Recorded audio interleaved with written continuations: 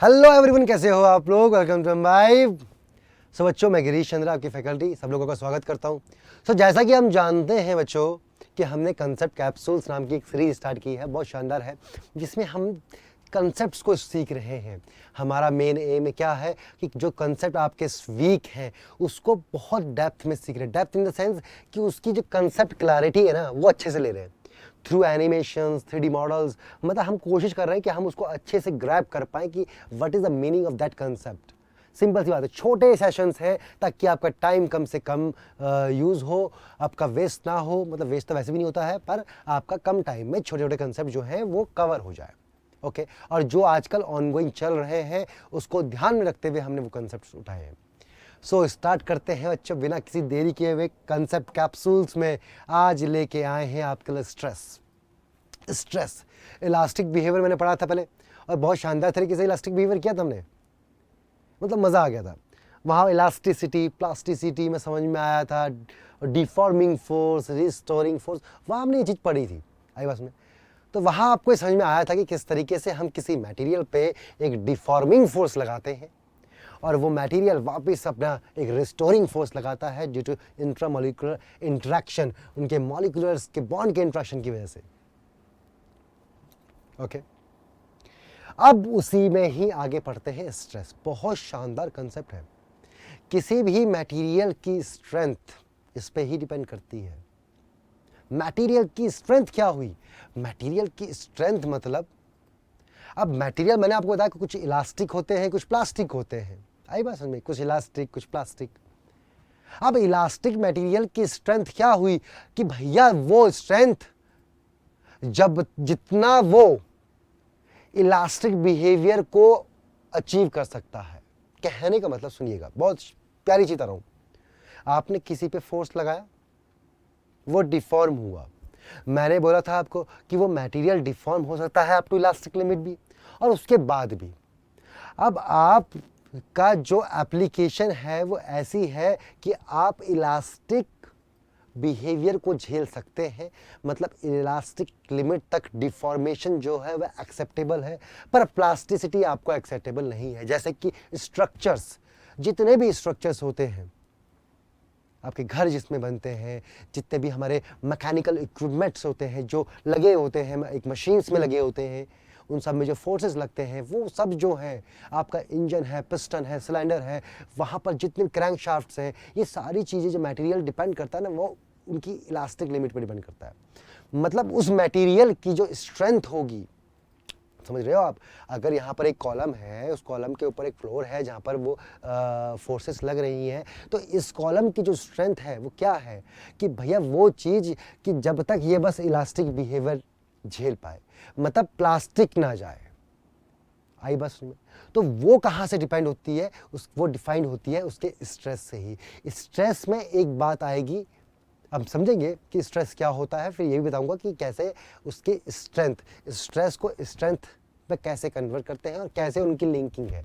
बहुत शानदार है, बहुत मजे, बहुत डेप्थ में जाएंगे, मजा आ जाएगा आपको।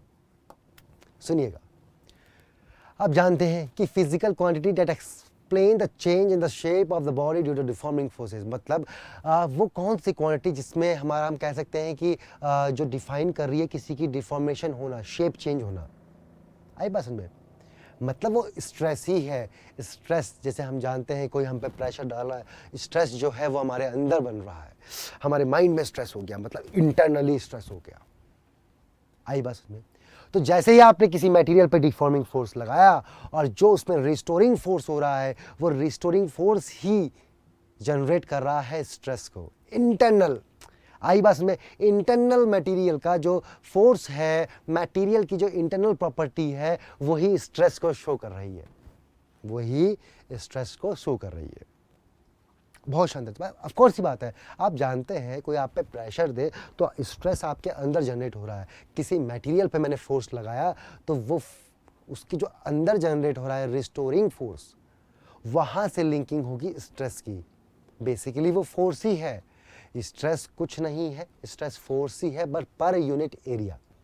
मतलब अगर मैं बात करूं, आपने इस मटेरियल पे फोर्स लगाया, इसके अंदर एक रिस्टोरिंग फोर्स बना और वो रिस्टोरिंग फोर्स इसके क्रॉस सेक्शनल एरिया से डिवाइड कर दूं, मतलब मैं बोलूं एफ आर डिवाइडेड बाई ए, और ए कौन सा, उसका क्रॉस सेक्शनल एरिया। ये जो एरिया है जहां पर आप फोर्स लगा रहे हैं, जिस एरिया पे फोर्स लगा रहे हैं, तो इस एरिया से अगर डिवाइड कर देंगे उस एफ आर को, तो वो स्ट्रेस ही देगा।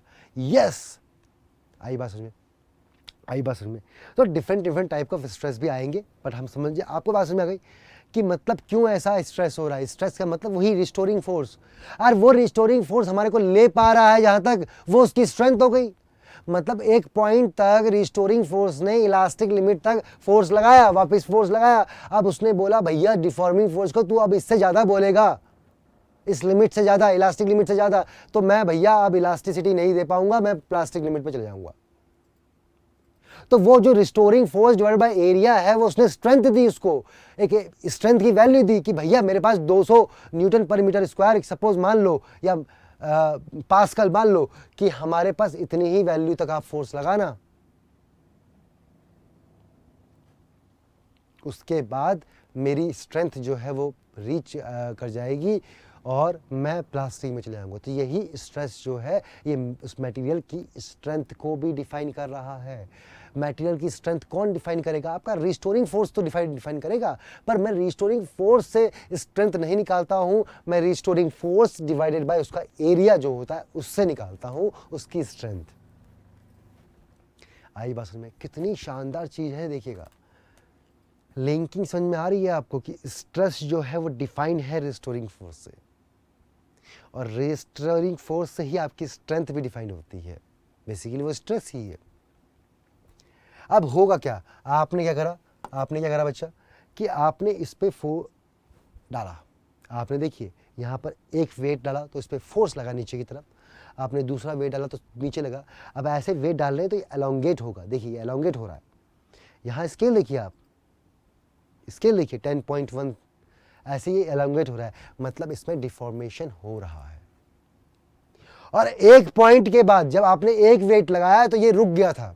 आपने जब एक वेट लगाया सपोज, उस पर कुछ एलोंगेशन हुआ, एलोंगेशन के बाद वो रुक गया, मतलब कि जितना वेट डला उतना रिस्टोरिंग फोर्स जनरेट हुआ और इक्विलिब्रियम की कंडीशन हमारी बनी।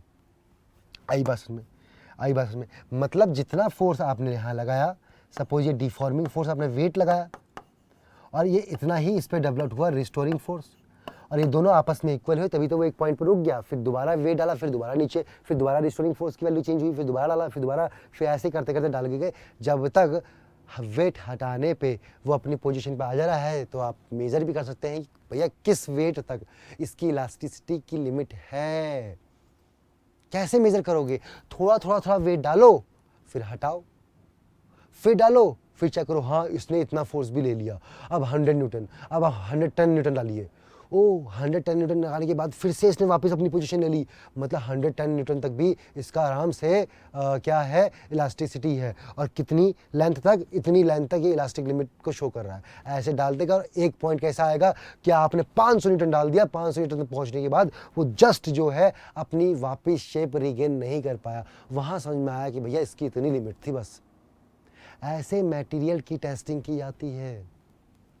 यूनिवर्सल टेस्टिंग मशीन, यूटीएम एक मशीन होती है जहां से हम मटेरियल की टेस्टिंग करते हैं। यही कंसेप्ट है वहां भी। आई बस में बहुत शानदार चीज है, बहुत शानदार, बहुत बढ़िया चीज है ये। तो हमेशा जब मटेरियल आएगा तो मटेरियल में समझ में आएगा कि यस जितना आप एक्सटर्नल लगाते हैं उतना कुछ इंटरनल भी होता है। अच्छा, अब कुछ बच्चे बोलते हैं सर हम पूरा न्यूटन लॉज ऑफ मोशन पढ़ लिए, रोटेशनल पढ़ लिया, ग्रेविटेशनल पढ़ लिया, हर जगह इतने फोर्सेस लग रहे थे, आज तक तो हमने ये चीज़ नहीं देखी। अगर मटेरियल ऐसे बिहेव करता है, सब जानते हैं कि मटेरियल ऐसे बिहेव करता है, मटेरियल पे कोई फोर्स लगाओ तो वहाँ पर वो चीज़ें एलोंगेट होती हैं, तो सर वहाँ क्यों नहीं हुई?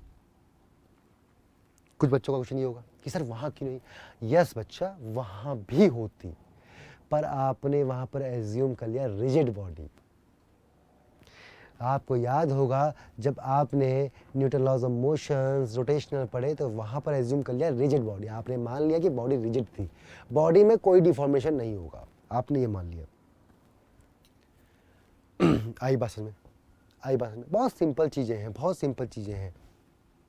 आपने मान लिया क्या कि रिजिड बॉडी थी, पर यहां पर आप रिजिड बॉडी नहीं मान रहे हैं, आप जैसा मटेरियल है वैसा ही मटेरियल मान रहे हैं, ये एक्चुअल बिहेवियर मान रहे हैं आप उसका। तो इसमें क्या दिक्कत है? इसमें कौन सी दिक्कत है? इसमें कोई दिक्कत नहीं थी बच्चा, कोई दिक्कत नहीं थी। आ जाओ नेक्स्ट पढ़ते हैं। अब डेफिनेशन ऑफ स्ट्रेस की बात करें एंड इट्स यूनिट की बात करें तो कोई दिक्कत ही नहीं है। देखिएगा, at equilibrium the magnitude of the restoring force is equal to the deforming force. ये मैंने बार बार बोला कि आपने एक फोर्स लगाया, उसके बाद वो डिफॉर्मिंग फोर्स आया और वो वहाँ पर रुका है, क्योंकि जो डिफॉर्मिंग है और जो रिस्टोरिंग है वो आपस में सेम है, उस कंडीशन में वो सेम है। और आपसे वो स्ट्रेस पूछ रहा है उस कंडीशन में, तो बोलेंगे restoring force acting per unit area of the body. Restoring force acting per unit, मान लो कि ये ऐसे इसका एरिया था जहां पर आपका ये फोर्स लग रहा था, तो आपने बोला कि स्ट्रेस जो होगा restoring force per unit area, कौन सा एरिया? जिस पे ये फोर्स लग रहा है, ये फोर्स जिस पे ये फोर्स लग रहा है, ये वाला एरिया, ये एरिया। आई बात समझ में? अगर मैं इस कंडीशन की बात करूं, इस इक्विलिब्रियम की बात करूं, एट दिस इक्विलिब्रियम, और वैसे भी ना कहीं आप जब भी कोई सिचुएशन लेंगे तो एक पर्टिकुलर इक्विलिब्रियम पे ही लेंगे। आप नहीं मानेंगे कि आपने किसी पे फोर्स लगाया और बॉडी जो है चलती जा रही है, उसकी लेंथ बढ़ती जा रही है, ऐसा नहीं होगा। आप बोलेंगे कि आपने फोर्स लगाया, इतना डिफॉर्मेशन हुआ और वहाँ पर वो रुका हुआ है मतलब उस फोर्स पे उतना फोर्स लगाने के बाद उतना ही रिस्टोरिंग फोर्स जनरेट हुआ था और उसने उसको बैलेंस कर दिया, तो वहाँ पर वो रुक गया। तो स्ट्रेस फिर इस कंडीशन में क्या होगा? That is defined as FD by A, मतलब जो फोर्स आप लगा रहे हैं that should be equal to FD also, क्योंकि कंडीशन क्या है? FD is equal to FR। Basically stress तो डिफाइन हुआ इंटरनल फोर्स से ही, रजिस्टिंग फोर्स से ही, रिस्टोरिंग फोर्स से ही। अब इसको रिस्टोरिंग बोलो, रजिस्टिंग फोर्स बोलो, इंटरनल फोर्स बोलो, इंटरनल रजिस्टिंग फोर्स बोलो, सारी चीज़ें सेम है बच्चा, डरना नहीं है इन चीज़ों से। आई बात समझ में आपको? इन सब से डरना बिल्कुल भी नहीं है। आ जाओ, टाइप्स ऑफ फोर्स। अब बच्चा देखो, टाइप्स ऑफ फोर्स डिफरेंट के टाइप्स होंगे, बताऊंगा कैसे। एक होता है लॉन्गिट्यूडनल शियर वॉल्यूम, ये डिपेंड करता है कि फोर्स कैसे लग रहा है। आप बात समझना, आपके फोर्स पे लगने पे डिपेंड करता है। कैसे? देखते हैं। लॉन्गिट्यूडनल, अब देखो किसी भी बॉडी अगर ये है, समझिएगा, ये एक बॉडी है, ये इसकी अलोंग द लेंथ है, ओके, और ये एरिया वेक्टर है। अगर यहाँ पर देखें, आप यहाँ पर देखें तो ऐसे एरिया वेक्टर होगा, ऐसे एरिया वेक्टर है, और ये लग रहा है फोर्स इस पे, ऐसे ही तो है ये। और आप जानते हैं कि लॉन्गिट्यूडनल स्ट्रेस कौन सा होगा? जो अलोंग द लेंथ लग रहा होगा। और एरिया, अच्छा एरिया आप सुनिएगा, अगर आपके पास कोई एरिया ये है तो इस एरिया का वेक्टर, एरिया वेक्टर क्या होता है? एरिया वेक्टर होता है परपेंडिकुलर टू दिस एरिया। मतलब अगर कोई ये एरिया है, ये वाला एरिया है, इस एरिया का वेक्टर क्या होगा? इस सरफेस के परपेंडिकुलर। ये कंसेप्ट थोड़ा समझिएगा, इस सरफेस के परपेंडिकुलर, इस सरफेस के परपेंडिकुलर। आई बात समझ में? इस सरफेस के परपेंडिकुलर अगर ऐसे है तो इस सरफेस का परपेंडिकुलर ये वाला वेक्टर, तो ये एरिया वेक्टर है। अब इसको डिफाइन कैसे करें? अब आपको बोलेगा कि फोर्स जो हो, देखो सुनना, फोर्स अलोंग द लेंथ हो, या force parallel to area vector हो, या फोर्स परपेंडिकुलर टू एरिया हो। ये सारी चीजें लॉन्गिट्यूडनल ही शो करती है। ध्यान से सुनना, कहने का मतलब अगर आपका लगने वाला फोर्स या तो इस एरिया का वेक्टर ये वेक्टर होगा, इसी वेक्टर के अलोंग फोर्स लगे, second, parallel to the area vector, तब भी वो लॉन्गिट्यूडनल स्ट्रेस देगा। या फिर ये जो फोर्स है इस एरिया के परपेंडिकुलर, के एरिया का परपेंडिकुलर होना और एरिया वेक्टर का पैरेलल होना सेम है, क्योंकि वेक्टर जो है वो ऐसे डिफाइन होता है और एरिया जो है वो ये डिफाइन होता है, ये एरिया है। तो एरिया का वेक्टर ये हुआ और सिंपल एरिया ये हुआ, ये सरफेस हुई। या तो इस सरफेस के परपेंडिकुलर लगे तब भी वो लॉन्गिट्यूडनल देगा, या फिर वो अलोंग द लेंथ लगे वो भी लॉन्गिट्यूडनल देगा। लॉन्गिट्यूडनल का मतलब अगर वो आपकी लेंथ को इंक्रीज और डिक्रीज कर रहा है, लेंथ को इंक्रीज और डिक्रीज कर रहा है। आई बात समझ में? मतलब वो रिस्टोरिंग फोर्स जो जनरेट हुआ है due to deforming of its length, आपने अगर लेंथ चेंज करने की कोशिश करी, वहां पर जो स्ट्रेस आएगा वो लॉन्गिट्यूडनल स्ट्रेस आएगा। और ऐसा ही यूनिट क्या होती है स्ट्रेस की? तो वैसे भी ऐसा ही यूनिट जो है फोर्स अपॉन एरिया है, फोर्स न्यूटन है, एरिया मीटर स्क्वायर है, एन बाय मीटर स्क्वायर, और इसको पास्कल भी बोलते हैं, पास्कल भी बोलते हैं। आई बात समझ में? आई बात समझ में?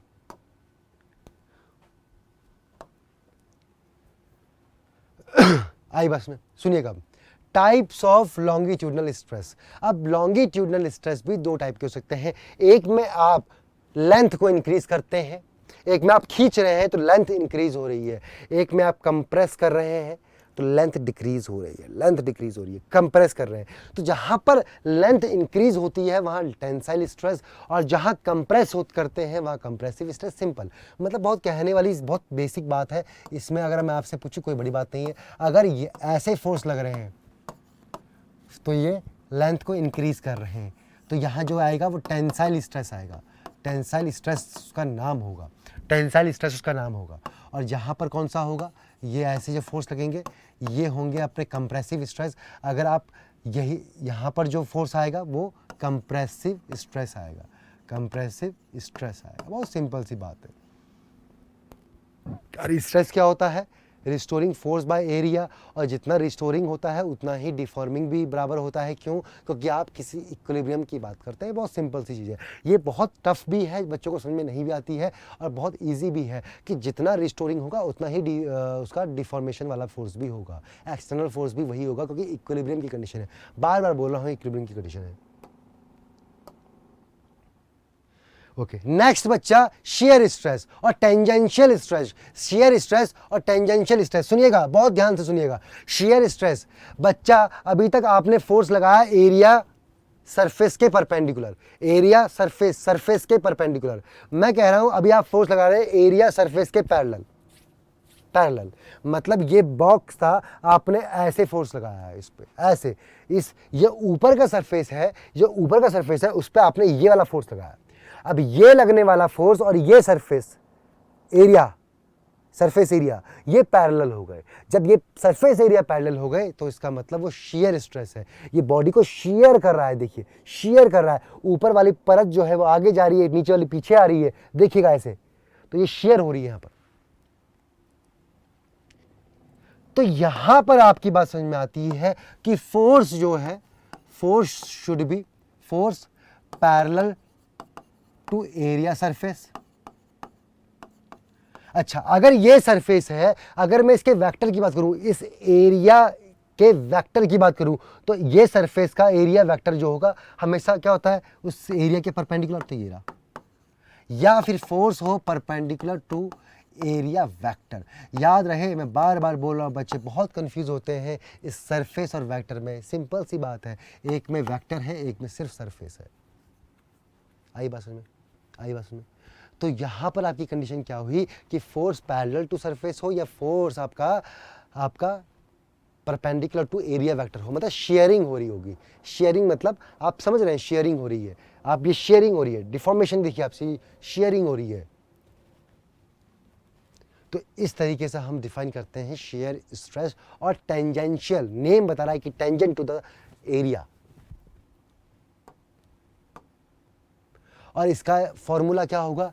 F परपेंडिकुलर टू ए क्या है? एरिया वेक्टर है। यहां पर बात समझेगा, परपेंडिकुलर टू एरिया वेक्टर, जो ए है वो वेक्टर फॉर्म में शो कर रहा है, वेक्टर फॉर्म में एरिया वेक्टर है। तो ये नोटेशन आपको रटने की जरूरत नहीं है, जहाँ रटोगे वहाँ कन्फ्यूज हो जाओगे बच्चा, जहाँ पर ये चीज़ें रटोगे वहाँ कन्फ्यूज हो जाओगे। तो इससे बढ़िया है कि आप कंसेप्ट को समझिए, इसलिए ये कैप्सूल्स आपके लिए बनाए गए हैं ताकि आपको कंसेप्ट समझ में आए बच्चों, कंसेप्ट समझ में आए। अच्छा एक क्वेश्चन देख लो, बहुत सिंपल सा है क्वेश्चन, आओ इसको एक बार फटाफट देख लेते हैं। फाइंड द लॉन्गिट्यूडनल और tangential stress generated in the fixed block as shown in figure. कह रहा है इस ब्लॉक पे लगने वाला आप लॉन्गिट्यूडनल और टेंजेंशियल स्ट्रेस को बताइए। देखो स्ट्रेस होगा फोर्स बाय एरिया, ओके, आपके इस वाले एरिया पे फोर्स लग रहा है, ओके। तो पहली बात तो एरिया तो हो गया ये वाला, मतलब अगर मैं इस एरिया की बात करूं तो ये 4 का स्क्वायर है, तो एरिया 4 × 1, ये 4 और ये हाइट 1, तो एरिया तो आपका ये है, सिंपल सी बात। अब दूसरी बात क्या है बच्चा कि आपका फोर्स जो है ना तो ये ऐसे है, ना तो वो इस एरिया के परपेंडिकुलर है और ना इस एरिया के टेंजेंट है, मतलब फोर्स एंगल पे है। और कितने एंगल पे है? फोर्स लग रहा है 37 के एंगल पे। तो देखो अगर इसको ऐसे कर दूं और ये भी 37 है, तो फोर इसका एक कंपोनेंट तो ये होगा और एक कंपोनेंट इसका ये होगा। आई बात समझ में? तो इस फोर्स का ये वाला कंपोनेंट कितना होगा? ये वाला होगा F cos 37 cos वाला, और ये होगा F sin 37।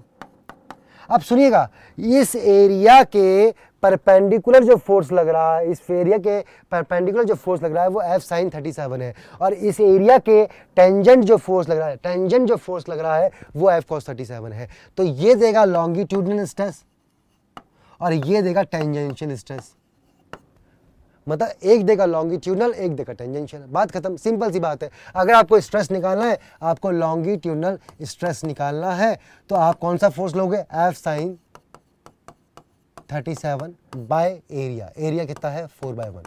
एरिया तो दोनों के लिए सेम ही रहेगा क्योंकि आप इस एरिया की बात कर रहे हैं। आई बात समझ में? फोर्स है आपका 100 और sin 37 होगा कितना? 3/5/4। आई बात समझ में? आई बात समझ में? तो यहाँ से कितना हुआ? 25 और 5 15। अगर मैं टेंजेंशियल की बात करूं बच्चा, टेंजेंशियल स्ट्रेस की बात करूं, टेंजेंशियल स्ट्रेस की बात करूं, तो टेंजेंशियल स्ट्रेस कौन सा? F cos 37। और एरिया कितना बेटा? 4/1। F कितना बेटे? 100। ये 4/5 आ गया आपका, ये 4 आ गया आपका, ये कट गए और ये 25 आ गया।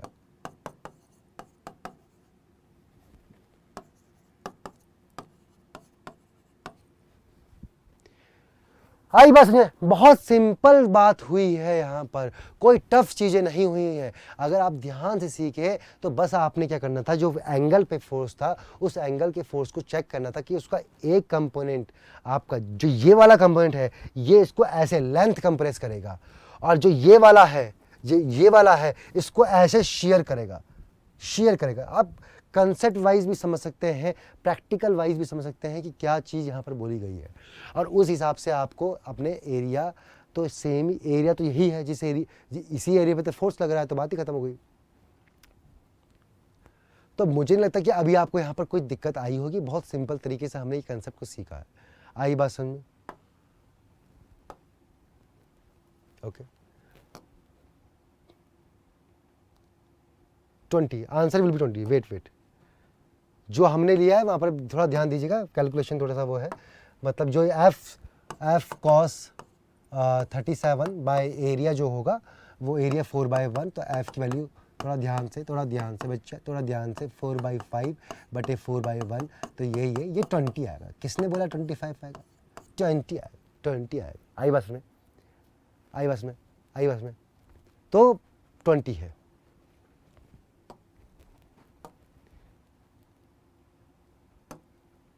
ओके, थोड़ा कैलकुलेशन है वो आप समझ सकते हैं। तो अब तीसरा बच्चा, बल्क स्ट्रेस और वॉल्यूमेट्रिक स्ट्रेस। बल्क स्ट्रेस और वॉल्यूमेट्रिक स्ट्रेस बच्चा समझिएगा, बल्क और वॉल्यूमेट्रिक का मतलब क्या हुआ? देखो, जहां पर ना कई ऐसी कंडीशंस होती हैं जहां पर पूरा का पूरा वॉल्यूम चेंज होता है, पूरा वॉल्यूम चेंज होता है। कैसे? अगर मैं आपको बोलूं, देखिएगा, इस क्यूब पे आप ऐसे भी फोर्स लगाइए, ऐसे भी लगाइए और ऐसे भी लगाइए। आप क्या करें? तीनों डायरेक्शन में फोर्स लगाइए, और एक क्यूब को ऊपर से भी प्रेस कीजिए, इधर से भी कीजिए और इधर से भी कीजिए। तो क्या होगा कि इसका पूरा का पूरा वॉल्यूम चेंज होगा, पूरा वॉल्यूम चेंज होगा। और जहां पर भी ऐसा फोर्स लगता है, और ये सेम लगेगा, ये एफ एफ एफ तीनों सेम लगेगा, तो सेम क्वांटिटी में वॉल्यूम चेंज होगा।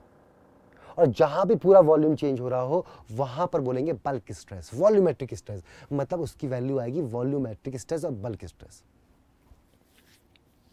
आई बात में, इसमें कोई दिक्कत। जैसे आप लिक्विड है, लिक्विड के अगर कोई पार्टिकल ले, आपने ऊपर से प्रेशर मारा, आप जानते हैं कि प्रेशर जो है सब डायरेक्शन में लगता है, प्रेशर जो है वो हर डायरेक्शन में लगेगा, लिक्विड के हर डायरेक्शन में लगेगा, हर डायरेक्शन में लगेगा।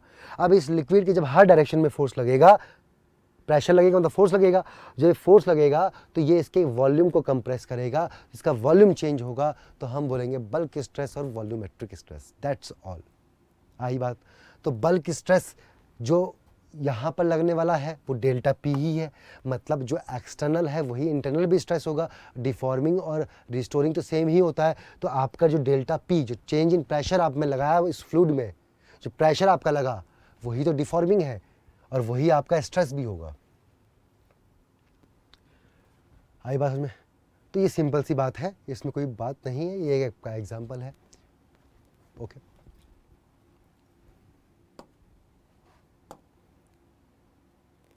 ओके।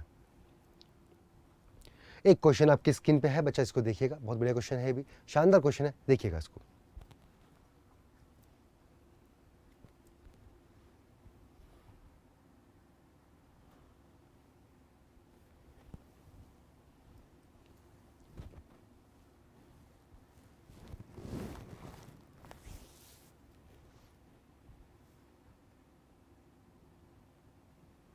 ओके, आ जाओ। क्वेश्चन आपने पढ़ लिया होगा, क्वेश्चन पढ़ के समझ आ गया होगा। ये पूछ रहा है कि light wire length L and area cross sectional area is pivoted on one end the another end is attached to a small mass M. मतलब ये वायर है कोई आपकी, यहाँ पर एक मास है, अब इसको आप रोटेट कर रहे हैं। ओके, इसको आप रोटेट कर रहे हैं ओमेगा से, मतलब एक स्ट्रिंग है, आपने बॉल बांधा, आप उसको ऐसे रोटेट कर रहे हैं। आप जानते हैं जब रोटेट करते हैं तो रोटेशन में एक फोर्स लगता है सेंट्रीफ्यूगल फोर्स, सेंट्रीफ्यूगल फोर्स आप जानते हैं, और जो सेंट्रीफ्यूगल फोर्स लगता है वही उसका बैकवर्ड फोर्स लगता है, वो टेंशन होगी। मतलब इस रोप में लगने वाली टेंशन और सेंट्रीफ्यूगल फोर्स आपके बराबर होंगे, या पढ़ चुके हो पहले भी। तो मतलब जो भी टेंशन होगी इस वायर में, जो भी टेंशन होगी इस वायर में, that should be equal to centrifugal force and that should be equal to ml omega square. mr omega square होता है, तो l is the length from here, तो ml omega square। ये रही टेंशन। अगर टेंशन आ रही है मतलब फोर्स आपका वायर में आ रहा है, तो आप स्ट्रेस भी निकाल सकते हैं। अगर किसी भी वायर में टेंशन पता है, मतलब उस वायर में लगने वाला फोर्स पता है जो कि उसकी लेंथ को इंक्रीज कर रहा है, तो वहां पर स्ट्रेस कितना होगा, फोर्स अपॉन एरिया। फोर्स कितना बच्चा, ml omega square by area. यही तो है। अगर ये जो वायर थी, सपोज ये वायर थी, ठीक है, ये वायर ऐसे मूव रोटेट कर रहे हैं, तो इस वायर के यहाँ पर मास लगा है, इसका जो एरिया, ये वाला एरिया है, इसी एरिया पे तो फोर्स लग रहा है सेंट्रीफ्यूगल भार, तो मतलब ये लॉन्गिट्यूडनल स्ट्रेस नहीं होगा, इस एरिया पे ये वाला फोर्स लग रहा है, ये इसके लेंथ को इंक्रीज कर रहा है, तो ये जो फोर्स एरिया है ए गिवन है, तो M omega square L by A will be the answer. आई बस। ओके, तो बच्चा अभी आपने पढ़ा, यहाँ पर स्ट्रेस पढ़ा, स्ट्रेस के डिफरेंट वैरायटीज़ पढ़ी, क्या स्ट्रेस होता है हमने बहुत अच्छे से क्लियर किया है। मुझे लगता है जो लोग अभी पढ़ रहे हैं उनको ये चीज़ बहुत अच्छे से कंसेप्ट क्लियर होगा। आई बस में, आई। तो stress, longitudinal stress, shear stress, volume stress हमने पढ़ लिया है, इसमें कोई बड़ी बात नहीं है। ओके, जिन बच्चों ने अभी तक हमारा ऐप को डाउनलोड नहीं किया है, इंस्टॉल नहीं किया है, तो कर लीजिए। बहुत ही यूज़फुल और बहुत ही इंपॉर्टेंट ऐप है बच्चा, बहुत ही यूज़फुल। आप यहाँ पर जाइए, आप होम पे जाने के बाद M5 लाइव क्लास में आइए, और M5 लाइव क्लास में आपको दिखेगा कि हमारी क्लासेस चल रही हैं, रेगुलर क्लासेस चल रही हैं। Relative motion in 2D, register now. आप यहाँ जाके इसको रजिस्टर कीजिए और आने वाले लेक्चर्स को कंटिन्यूस देखिए, आपका कंप्लीट सिलेबस कराया जाएगा, आपका कंप्लीट सिलेबस कराया जाएगा। आई बस।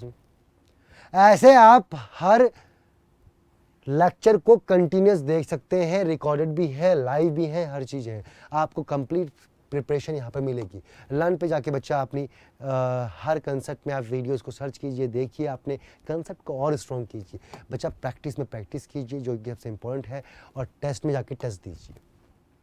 आई बात में, आई बात में, ऐसे आप कर सकते हैं। अभी तक जिसने हमारी लेंस ऐप नहीं की है तो कर लीजिए, सबसे इम्पॉर्टेंट और बहुत ही बढ़िया और यूज़फुल ऐप है। आप पढ़ते पढ़ते यहाँ पर क्या कर सकते हैं, मॉडल्स, एनिमेशन, ये सब देख सकते हैं, ये जो कि बहुत इंपॉर्टेंट है। आप 3D मॉडल्स, एनिमेशन देख सकते हैं, उनसे अपनी अंडरस्टैंडिंग को बढ़ा सकते हैं। आई बात समझ? तो बच्चों, इन सब को, इस ऐप को इंस्टॉल करें, यूज़ करें, आप फील करेंगे, आपकी लर्निंग बढ़ेगी। ओके, होप आप लोगों को आज का सेशन बढ़िया लगा होगा और आपने आज अच्छे से एंजॉय भी किया होगा। आपको हर कंसेप्ट मैं गारंटी देता हूँ जो मैं पढ़ा रहा हूँ वो क्लियर हो रहे होंगे और उनका एक बेसिक मीनिंग समझ में आ रहा होगा आपको। ओके, आपको ये फील हो रहा होगा कि हाँ, हम जो कंसेप्ट पढ़ रहे हैं उसका प्रैक्टिकल एप्लीकेशन क्या है। ये कुछ इंपॉर्टेंट कंसेप्ट में से एक है। आई बात समझ में? ये एक फंडामेंटल कंसेप्ट्स हैं जो आपको पता होने चाहिए। ओके, सो होप आप लोगों ने पूरा सेशन एंजॉय किया होगा और सही से आपको समझ में आएगा। मेरे साथ बने रहने के लिए thank you so much. Keep imbibing. We believe in you.